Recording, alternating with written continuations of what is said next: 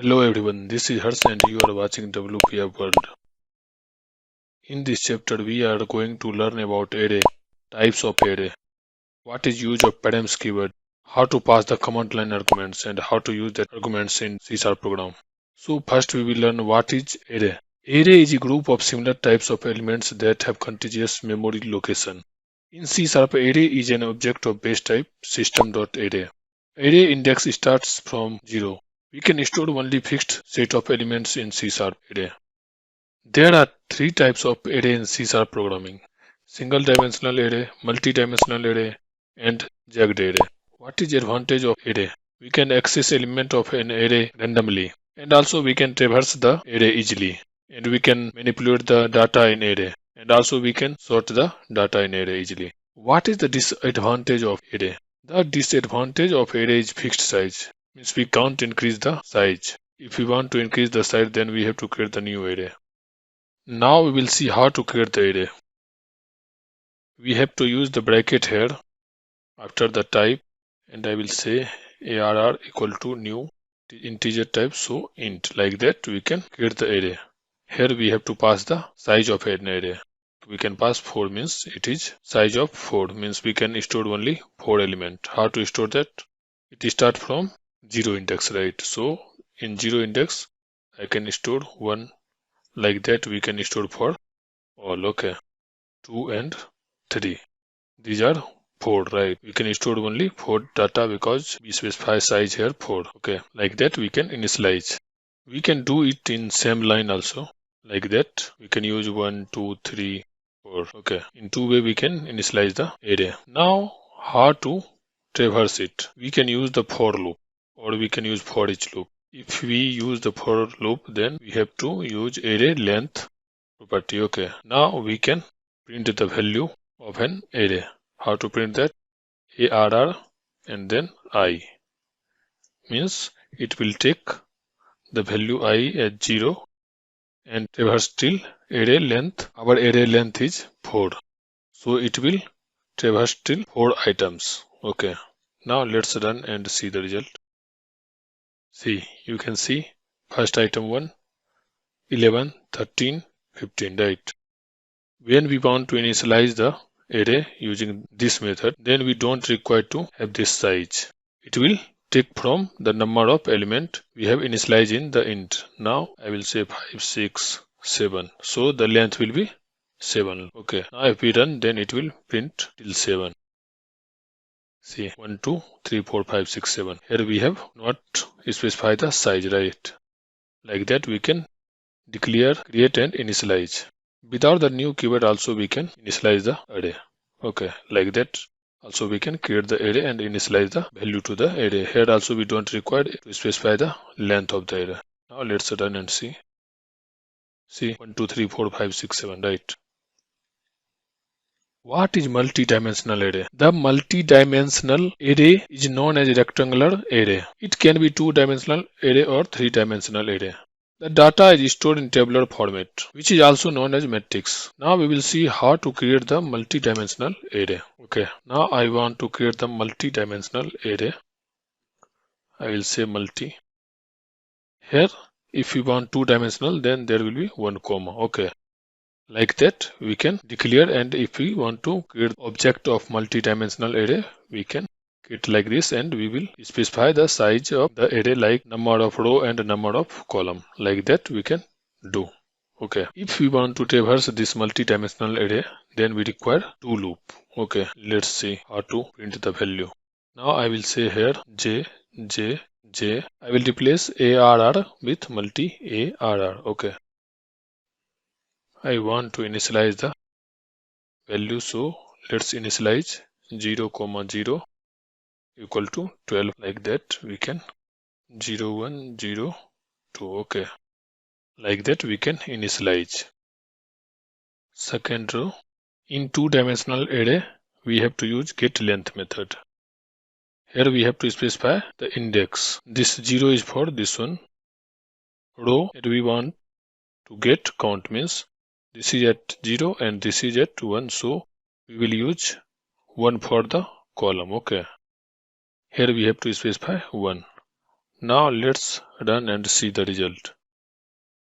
See, 12, 13, 14, 120, 130, 140, 20, 30, 40, what we initialize here, right?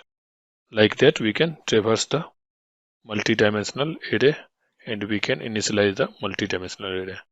This thing we can done in same line as we done in single dimensional array. For that we have to use two bracket.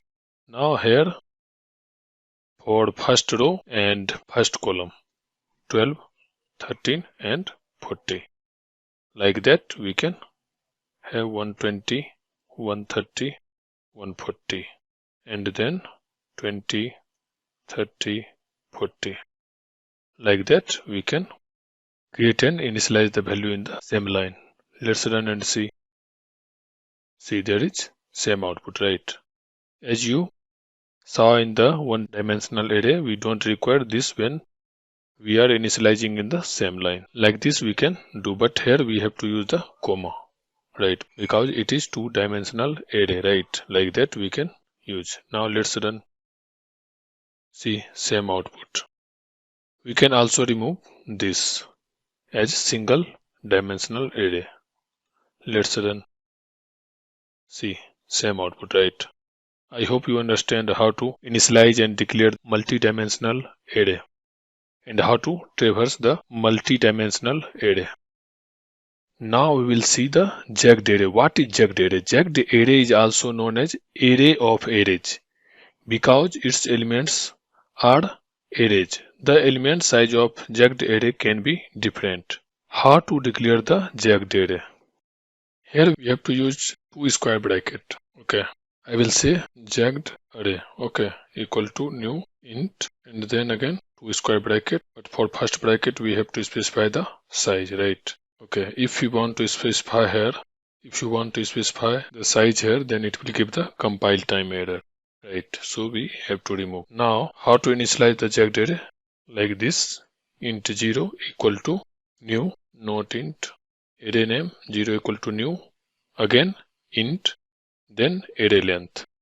Okay, means in the 0th row there will be 3 column. Okay, like that I will initialize for 1.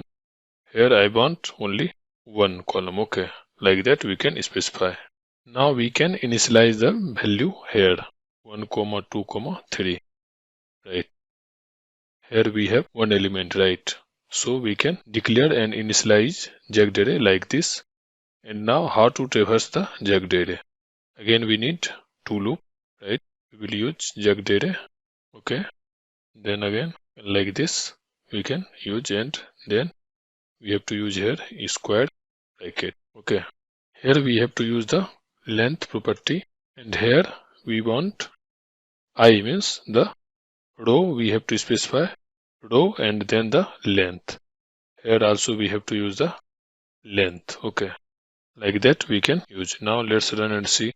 See, 1, 2, 3, 4, right? This is what we have here, right? As we saw already in multi-dimensional and single dimensional array, if we initializing the array in the same line, then we don't require this. Okay, now let's run and see. 1, 2, 3, 4, right? I hope you understand how to initialize the jagged array, how to traverse the jagged array, and what is the jagged array, right? Now we will see what is params keyword. Params keyword is used to specify a parameter that takes variable number of arguments. It is useful when we don't know the number of arguments per year. Okay. Only one params keyword is allowed and no additional parameter is permitted after params keyword in function declaration. Now we will see with an example. I want to display some value and I want to pass value. In different time we will pass different value. So how to do that? We will create a method called display void display, and here as we don't know when we are going to pass how many variable, okay, so we can use like this, okay, params, okay, like that, and we can, this is a kind of array, then we can traverse using the for loop or for each, okay, like that we can traverse. Now, okay, here I will add the message value from params keyword. Okay, now I want to display the value and I will call this method with, okay, we have to make it as static.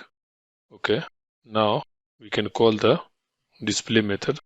This time I want to pass 3 value. Okay, same method we will use for one value also. Same method we can use for any kind of value, not kind, any number of value with the same type, means integer type. Okay, because we have specified this as int. Okay, now let's run and see. First time 1 2 3, second time 1, then 1 4 5 6, 1 4 5 8 9, right? And if we want to specify some other parameter here, we can't pass the parameter. Okay, like that if we want to do, we can't.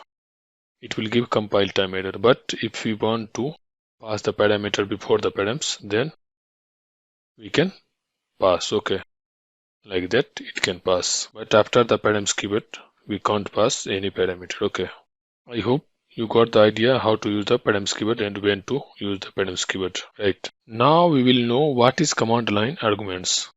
The arguments that are passed by command line known as command line arguments. We can send arguments to the main method while executing the code. The string args variable contains all the value passed from the command line. See, this is the main method and here we have args, right? And this is type of string array. So whenever we pass any argument through command line, then it will be available inside this. And then we can access the value of command line argument and we can traverse that. Let's see how to do that. We will copy this and now I want to traverse this array. Okay, like that we can. Now I will build the solution. Okay, now we will go to the exe file. We can go using open folder in file explorer. From here inside the bin we have debug and inside this we have csharp demo. Okay, now how to run this? We have to run the command prompt. Okay, now we have to come to this location. Okay, like that we can come. Okay, now I want to execute this exe and here I want to pass some value. Let's see, I will pass welcome to WPF worlds. Okay, and run this. See the output, welcome to WPF worlds, because it is separated by space. Here what happened, at the first index we have the welcome, second index we have 2, third we have WPF and fourth worlds, right? So from here it is taking the length will be 4, right? And then it will take one by one and will print the value. I hope you learn how to get the command line arguments in C# application. That's all for this video. If you found this video helpful, let's share with your friends.